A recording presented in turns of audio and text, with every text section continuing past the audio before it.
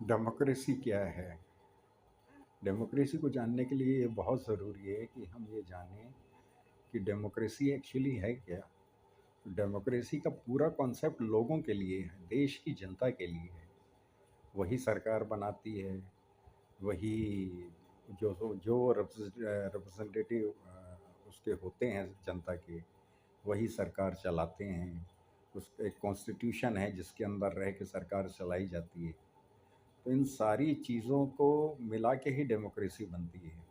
अगर आप ये सोचें कि हम बैठ जाएं और मनमर्जी सरकार बैठ जाए और मनमर्जी फैसले लेने लग जाए, तो डेमोक्रेसी कहीं से नहीं होगी। इसलिए बहुत ज़रूरी है कि सरकार जो भी हो, उसको वो जनता की हो और वो जनता के हिसाब से ही फैसले ले। वो जनता ना सिर्फ उसके वोट देने वाली हो कि मेरी जनता है जिसने मुझे वोट दिया, बल्कि सारे देश की जनता की वो सरकार होती है। वो सरकार खाली पार्टी की नहीं होती है। तो डेमोक्रेसी का फंडा हम बचपन से ही पढ़ते आ रहे हैं। 9, 10th, 11th, 12th में हमने सब में पढ़ा कि डेमोक्रेसी क्या है, डेमोक्रेसी क्यों ज़रूरी है और किस तरीके से यूरोपियन कंट्रीज़ में 17th 18th सेंचुरी में, 19th सेंचुरी में किस तरीके से एक कैओस की स्थिति थी और उसको स्थिति को टालने के लिए लोगों ने बड़े-बड़े फिलोसोफर्स आए, लोगों ने रेवोल्यूशन किए, खूब जंगें हुई, उसके बाद जाके हमको डेमोक्रेसी मिली। और उस डेमोक्रेसी को फिर सेम यही कंडीशन आज जो इंडियन गवर्नमेंट कर रही है, बीजेपी की सरकार कर रही है, सेम यही चीज़ यूरोपियन कंट्रीज़ में 18th सेंचुरी में, 19th सेंचुरी की शुरुआत में होती थी कि वो जनता के वोट दबा देते थे। वो जनता की आवाज़ नहीं सुनने देते थे। मीडिया को बोलने नहीं देते थे, उनकी आवाज़ को दबा देते थे और इस तरीके से मीडिया को, प्रेस को अपने कंट्रोल में लेने की कोशिश करते थे।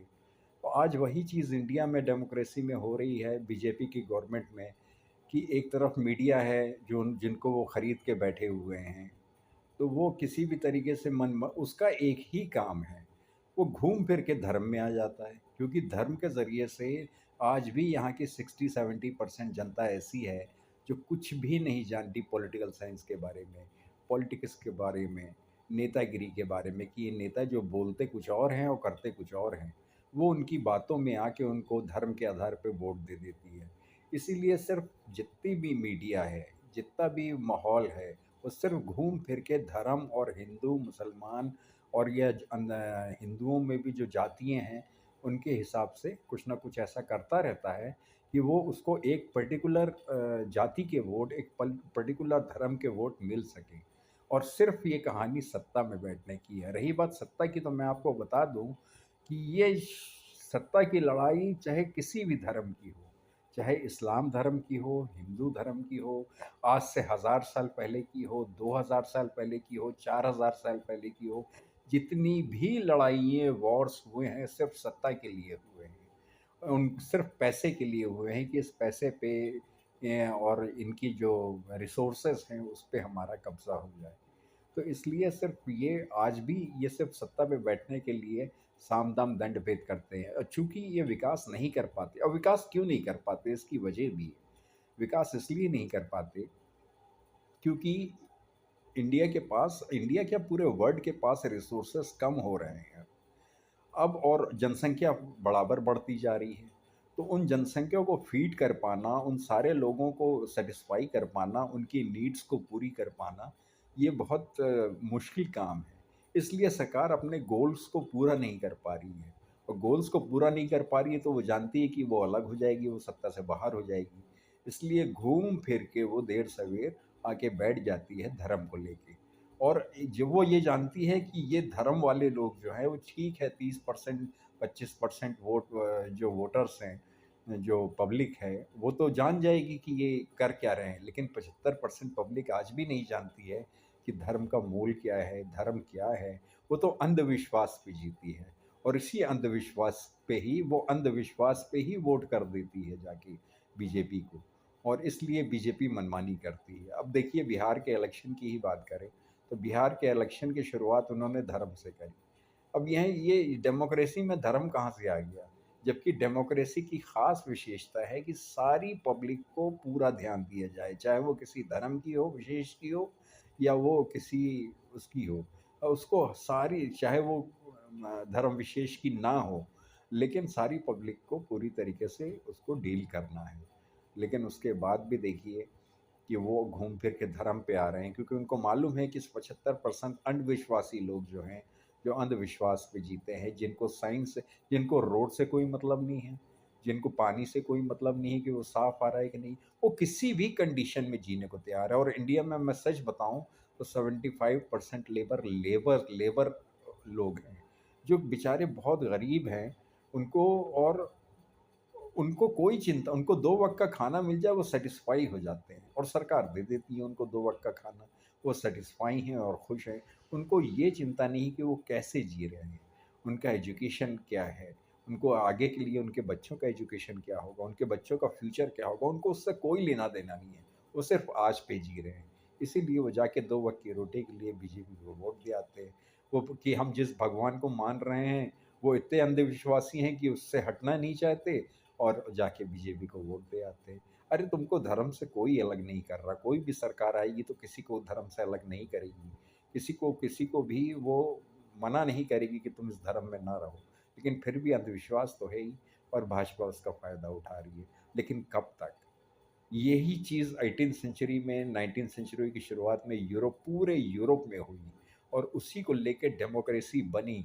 आज इंडिया में वही स्थिति है जो 18th सेंचुरी में यूरोप की थी और 19th सेंचुरी के अर्लीस्ट में यूरोप की थी, कि वहाँ भी धर्म के नाम पे वोट मांगा जाता था, वहाँ भी वोट देने के अधिकार को छीना जाता था, वहाँ भी डेमोक्रेसी के जो प्रिंसिपल्स हैं उनको दबाया जाता था।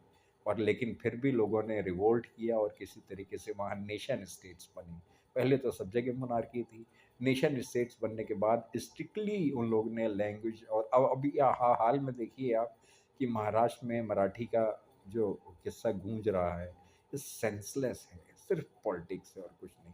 अरे भैया, हिंदी ऑफिशियल लैंग्वेज 1960 में बन गई थी, तो उसको बने रहने दो ना। उसको अपने वोट की खातिर क्यों चेंज कर रहे हो? एक लैंग्वेज के लिए किसी को मारना, किसी को झगड़ना, ये अगेंस्ट द डेमोक्रेसी है, अगेंस्ट द कॉन्स्टिट्यूशन है। और ताज्जुब की बात है, सुप्रीम कोर्ट भी मुंह बंद करके बैठा हुआ है। सुप्रीम कोर्ट को तो तुरंत एक्शन लेके इन लोग को जेल में डालना चाहिए था, ऐसे लोगों को। ये बोलते हैं कि नहीं, महाराष्ट्रियन महाराष्ट्रियन में हिंदी नहीं बोली जाएगी। ये तो बिल्कुल अगेंस्ट द लॉ है। तो ये रूल अगेंस्ट द लॉ अगर इंडिया में चल रहा है, इसका मतलब यहाँ डेमोक्रेसी ख़त्म हो रही है, कॉन्स्टिट्यूशन ख़त्म हो रहा है। और अगर कॉन्स्टिट्यूशन ख़त्म करना चाहते हैं और डेमोक्रेसी को ख़त्म करना चाहते हैं तो ख़त्म कर लीजिए, लेकिन बहुत बुरी स्थिति आ जाएगी। हर इंसान दूसरे इंसान से नफ़रत करेगा, हर इंसान दूसरे इंसान को मारेगा, गांव मिट जाएंगे, गांव स्टेट्स मिट जाएंगे, आपस में सिर्फ झगड़ा रहेगा। जैसे एक ज़माने में 700-500 ईस्वी में इंडिया में इतने किंगडम्स थे कि हर 10 कदम पे ऐसा लगता था एक राजा बैठा हुआ है, और उसका वही हाल फिर से हो जाएगा। तो जो दुनिया पूरी मेहनत करके लोकतंत्र और डेमोक्रेसी को लाई है, उसको अगर कायम रखना है तो धर्म की पॉलिटिक्स से दूर रखिए। ये आप किसी के वोटिंग के अधिकार को मत छीनिए। आप अगेंस्ट ये लैंग्वेज बेसिस पे लड़ाई छोड़ दीजिए। आप कॉन्स्टिट्यूशन पे चलिए। सिर्फ कॉन्स्टिट्यूशन ही आपको आपकी डेमोक्रेसी को सेफ रख सकता है, बाकी और कोई भी नहीं। अगर सुप्रीम कोर्ट भी गवर्नमेंट के साथ मिलकर कुछ गलत काम कर रहा है, तो वो सिर्फ अपने कॉन्स्टिट्यूशन को मार रहा है, और एक ऐसी कंडीशन देश में लाने की कोशिश कर रहा है जिससे कोई बच ही नहीं पाएगा। हम सब उसके अफेक्टेड होंगे, हम सब मारा मारी के शिकार होंगे। ना हमारा कोई फ्यूचर होगा, ना हमारे बच्चों का कोई फ्यूचर होगा। हमारे बच्चे सिर्फ लड़ेंगे, झगड़ेंगे, तो चोरी करेंगे, डाका डालेंगे, और किस तरीके से वो किसी एक पार्टी, किसी एक ग्रुप के साथ मिलकर दंदी फंदी करेंगे। तो दंदी फंदी भविष्य भविष्य को दंदफन में मत डालिए, डेमोक्रेसी पे रहिए। जो भी गवर्नमेंट है, जो भी इलेक्शन कमीशन ऑफ इंडिया है, जो भी कॉन्स्टिट्यूशन है और के रक्षक हैं, जो भी जुडिशरी है, वो अपना काम सही करे तो सब कुछ सही हो जाएगा। धन्यवाद।